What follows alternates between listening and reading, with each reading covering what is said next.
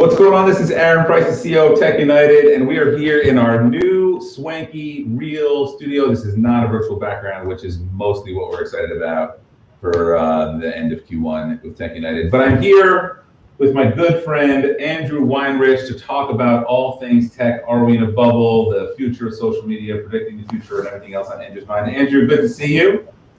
Good to see you, Aaron. So we're in our studio in Jersey City. Where are you set up in pandemic life right now? I've been riding out part of the pandemic in the Hamptons. And that's not the worst place to do it. Have you noticed it's significantly? Hello, Gaetano in Newark. Nice to hear from you. And anyone else who has comments, jump on into the comment section. We'll weave in questions as we go. Have you noticed significantly more traffic? Not like volume of people in. I was in the city a few days ago, and I'm heading back tonight. And the change in the city, I think, it's happening in real time. It's astonishing how it's like springtime in the city, but springtime, not just seasonally, but springtime at the end of, I don't know whether it's the end, but springtime in the pandemic. Yeah, real quick, you and I have talked a lot about domain names, and we have watching Amanda Waltz, who, Amanda, if you drop I can't recall actually your most recent job, so I don't want to risk getting it wrong, but she's a domain expert. I wonder, Andrew, what you think about, this is the diminishing inventory of fantastic domains. What do you think about the value and the importance of a founder getting a great .com domain? I think it's a question of what you can afford. I think you choose a name. It used to be you would devote a lot of time to get the right name and a .com, and budget was almost secondary because everything was reasonable. Yeah. But to get a 2-syllable word that's a .com, let alone a word that has an English meaning, is super expensive. And so I think you've got to think outside the box and be prepared to experiment with other suffixes if you can't afford what is intuitive to you. It could be great, Amanda, to have a follow-up conversation with you about these possibilities. She's with saw.com, SAW.com, speaking about pretty ridiculous domain. I think you may, Andrew, have some friends in common with her who are domainers. But let's go back to the topic of the day. Do you think we are in a tech bubble? And when I first met you, it was when you were a mentor at the Founder Institute in 2011 or 12. And we were talking about being in a tech bubble then, 9-10 years ago. It hasn't really, I don't believe it's really burst. I wonder what you believe is going on. I feel like we're having the same conversation until eventually we will be in a bubble. What do you think we are? Word, because what does a bubble mean? A bubble suggests that we have not just inflated prices, but we have a bunch of companies that don't really belong, or that are not appropriate as ongoing financial concerns. And so a bubble suggests that at some point we're going to see a readjustment, and not just prices are going to come down, but a huge number of companies are going to go away. Yeah. And I'm not sure. My sense is we're entering a period of prolonged growth. The economy is entering a period of prolonged growth, and so it's not obvious that we're in this period where there's one asset class which is significantly outpriced, and as soon as the economy experiences the next recession, we're going to see a washout. We'll see a washout. We always see a washout to some extent when we experience a dip in the economy. But it does feel like there's going to be this prolonged period before that washout occurs. And at other times, it's felt like a lot of dumb ideas got financed. It's not obvious to me that a lot of dumb ideas are getting financed today. It may be the case, it's just not readily apparent to me when I look out at the landscape of the stuff I'm seeing. Yeah, I wonder how you think now. Andrew was the founder of one of, if not the first social network, 6 Degrees. Then Xtify was sold to IBM and a variety of others. Now the co-founder of Indicative and Havio. And I wonder, I notice as I'm getting older, you still, you look like a teenager, but I'm curious if as you get older, you're thinking about how tech affects social good.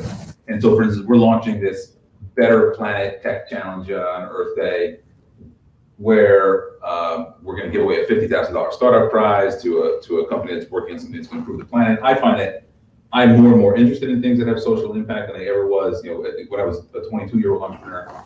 Do you find yourself more drawn to things that have a long-lasting impact? Was your first question, do I find myself drawn to things that have a long-lasting impact, or social impact? Or am I seeing a bunch of tech that I don't think does good? Well, both really. I mean, do you think that there is the proliferation of the Uber for X? Let's take them in reverse. Sure. Do I think it's a net good how much time people spend on Instagram or Facebook? And the argument is that there are otherwise isolated people that would never find connection in life but for social networks. So that's on one end of the spectrum, and on the other end of the spectrum, you've got the extreme, right? You've got QAnon, and then in the middle, you have most people that have found how to waste an absorbently large amount of time doing nothing on social networks.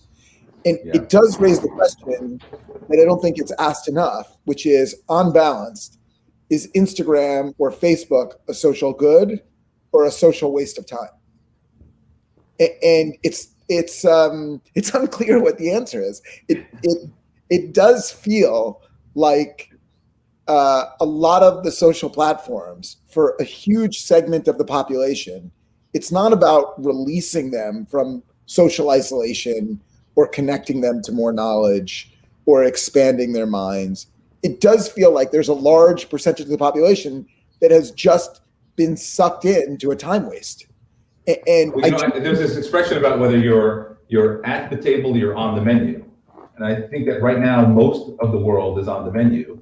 And there's limited numbers of folks around the table or having an invitation to be around the table. But it's very difficult to find your way into one of those seats. But what does that even mean? To be at the table versus on the menu? I mean, if you have 100,000 followers on Instagram, in your example, you're at the table? I don't know what the number is, but yeah, at some point you are advertising the audience of those on the menu. But to what end? To what end do you have a huge? Some people, there is actually a political end, a social end, a nonprofit end. Some people, it's just a vanity end. And it's difficult to discern what most people that have huge followers are achieving with those huge number of followers. So I'm not sure what the distinction is between on the menu and at the table.